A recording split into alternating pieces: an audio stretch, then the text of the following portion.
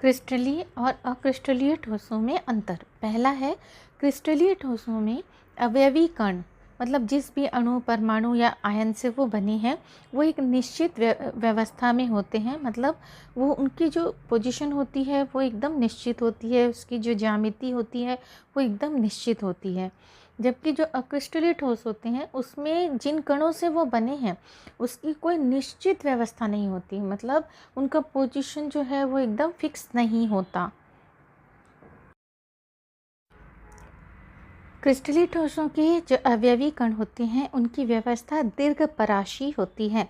दीर्घपराशी होने का मतलब होता है कि यहाँ इसमें पूरे क्रिस्टल में एक जैसी व्यवस्था होती है, एक ही पैटर्न जो है वो रिपीट होता है, वहाँ पर एक ही तरीके से वो उनका विन्यास होता है। इसके उदाहरण है NaCl, KCl। जबकि जो अक्रिस्टलीय ठोस होते हैं उनमें दीर्घपरासी नहीं होती, लघुपरासी होती है, अर्थात उसके एक छोटे से हिस्से की जो व्यवस्था होगी या जो आकृति होगी, जो पैटर्न होगा, पूरे क्रिस्टल की वही आकृति या वही पैटर्न नहीं होगा। इसलिए इसे कहते हैं कि ये लघुपरासी होते हैं।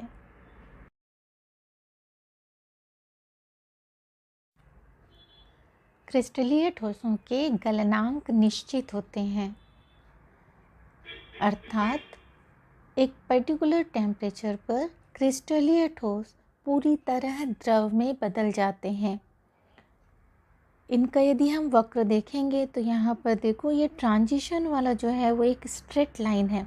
इसका मतलब है उसी ताप पर वो अपने ठोस अवस्था सॉलिड फेज से लिक्विड फेज में कन्वर्ट होता है एक पर्टिकुलर टेम्परेचर पर। इसलिए वो देखो वहाँ पर एक सीधी लाइन है जहाँ पर लिखा हुआ ट्रांजिशन या संक्रमण, मतलब ठोस से द्रव में परिवर्तन जो है वो एक निश्चित ताप पर ही होता है।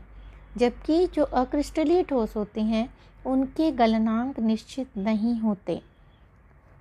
इस डायग्राम को देखो, यहाँ जो मैं रेड सर्कल की हूँ वहाँ पर टेम्परेचर धीरे धीरे बढ़ रहा है, मतलब एक ये वाला टेम्परेचर नीचे वाला और एक ऊपर वाला, इसके बीच वो कन्वर्ट हो रहे हैं ठोस से द्रव में, सॉलिड से लिक्विड में। मतलब ये एक पर्टिकुलर टेम्परेचर नहीं है, एक निश्चित ताप नहीं है, बल्कि ताप का एक परास है, एक रेंज है जहाँ पर वो ठोस अवस्था से द्रव अवस्था में परिवर्तित होते हैं।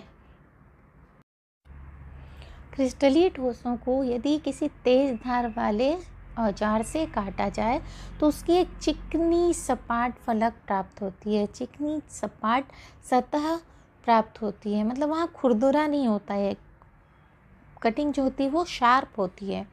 जबकि जो अक्रिस्टलीय ठोस होते हैं उसको यदि काटोगे तो वो कट तो जाएगा, परंतु उसमें उसकी जो सतह होगी वो एकदम अनियमित होगी, उबड़ खाबड़ होगी, वो तीखे किनारों वाली होगी, मतलब उसमें कुछ कटी फटी सी सतह होगी, चिकनी नहीं होगी वो।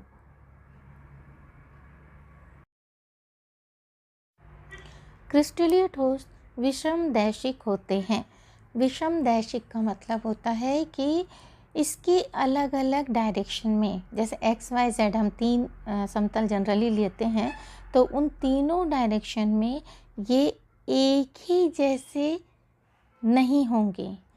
जैसे कि डायमंड है, डायमंड का एक पर्टिकुलर शेप है, तो XYZ डायरेक्शन में एक जैसे तो नहीं होगा, है ना, उसका लेंथ अलग होगा, उसका विड्थ अलग होगा। तो इसीलिए ये विषमदैशिक होते हैं, क्योंकि इसका जो शेप है वो फिक्स होता है, तो हर डायरेक्शन में उसकी लंबाई चौड़ाई जो है वो अलग अलग होगी। अक्रिस्टलीय ठोस समदैशिक प्रकृति के होते हैं।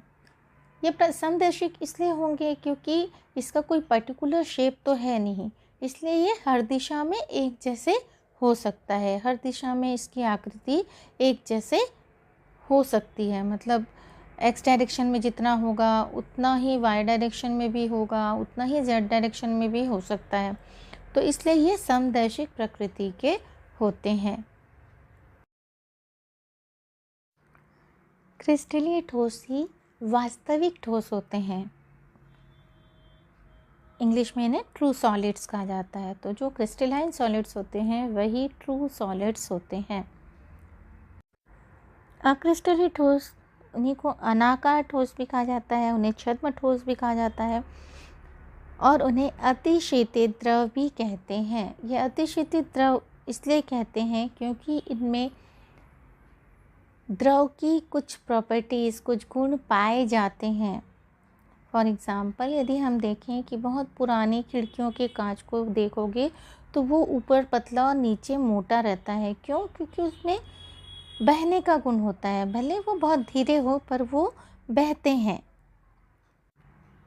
इसीलिए इन्हें अशीतित द्रव या फिर सुपर कोल्ड लिक्विड कहा जाता है। अक्रिस्टलीय ठोसों को सुपर कोल्ड लिक्विड कहा जाता है।